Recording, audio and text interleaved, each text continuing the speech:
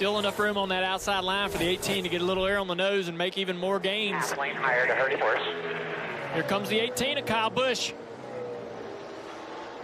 You heard the spotter say a half a lane higher to hurt him worse. Now Kurt's spotter's telling him to get higher up the racetrack to get in his way, get awake. The air coming off that one car can disturb that 18 and take away his advantage. Under 0.3 of a second now, the gap. He's right on his back bumper.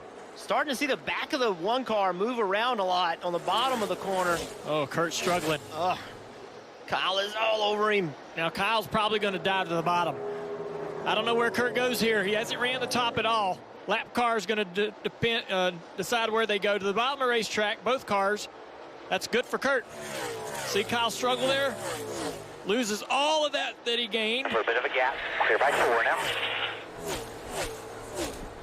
It's back to 0.4 of a second. And now a half a second. Both of them back to the top. I still think Kurt could get up a little bit higher and make things even more difficult for his brother in turns 1 and 2. Kyle has been there today already. Kurt has not. Kurt has not put it right on the wall. Kyle has experience doing it. With only 10 to go, if you're going to go all the way up to where Kyle is, you better figure it out quickly. And he continues to close in on Larson, and that's making his day even that much more difficult. Although Larson is running the bottom of the racetrack in 1 and 2, that helps Kurt as long as Kurt wants to run that top lane, giving him clean air.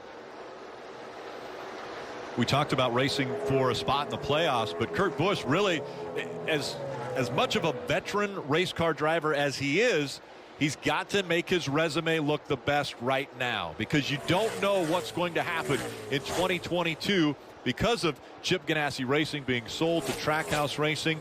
Now Kurt Busch could be without a ride in 2022, but a lot more valuable of a race car driver if you're winning races and in the playoffs. Oh, I think he's already got his deal done. We just don't know about it. That one car, he wants to try to win this race, like himself in the playoffs. That 18 car is clawing. Watch this 18 run the fence down here. Running right on the wall. And it worked the last lap, and it's working this lap too. Look at the run he's going to have off of 4. He's doing that to perfection.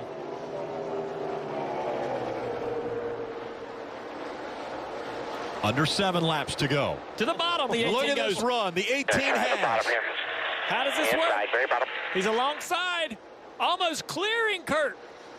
Slides up the racetrack, just can't get in front of him. But now he's got Kurt in a position he doesn't want to be in. What does Kurt do? He goes to the bottom, Kyle to the top. Tons of momentum loss. Oh, God, almost in the wall. Now the guesswork for Kurt Busch is much more difficult. He's seen Kyle run both lanes.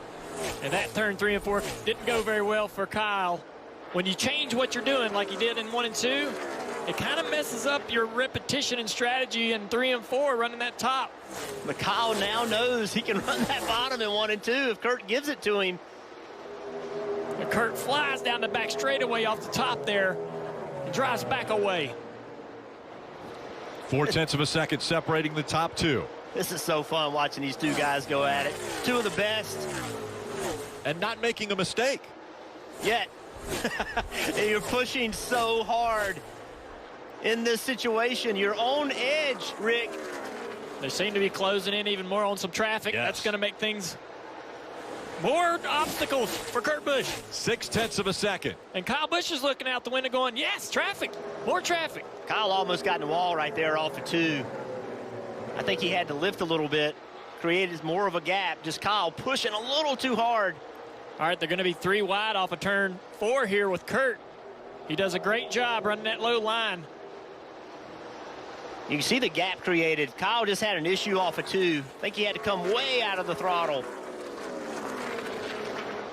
He goes back to the middle and the bottom of the racetrack.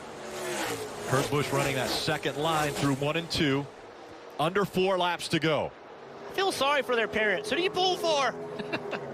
One out front. You can't win. One of them's going to lose. Whichever one's leading, I guess.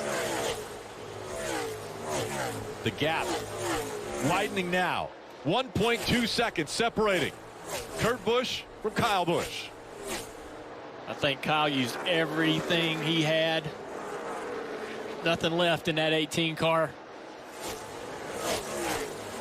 That almost slide job that he tried through 1 and 2, where he got just up to the side of the 1 but couldn't complete the pass, may have been the last effort that the 18 had in him. Yes, but that one car, he has gotten really close to the 5 of Larson. That's really going to hurt him. A big gap's been created, but you can lose a ton of speed right here. 2 to go.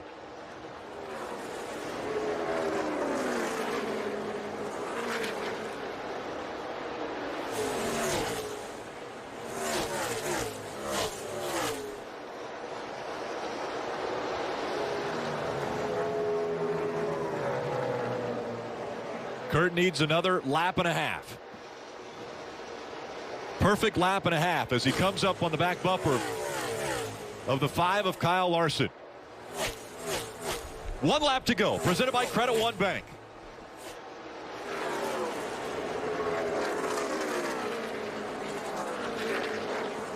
The final time on this surface at Atlanta Motor Speedway. Kurt Busch looking for his 33rd career win, which would tie him with Fireball Roberts for 25th all-time in wins in the Cup Series. Fireball Roberts has won at Atlanta Motor Speedway. And now, out of 4 for the final time, Kurt Busch is going to win the brother duel. He wins at Atlanta. That's for teamwork. Here, that's how you do it. Way to go, guys. Woo! Go, Ross Chastain. Love you, buddy. Gave his teammate Chastain. Good job, Big Crew. Excellent job today, boys. Gave him a shout out. And Kurt Busch is locked into the playoffs.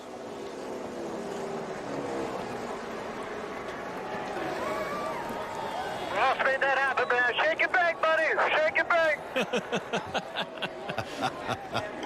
Kurt Busch at 42 years old is still on top of his game.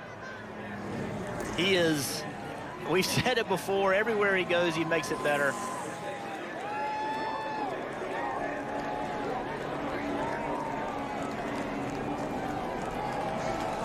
I can't believe the career this guy's had. Ups and downs, the growth, the personal change.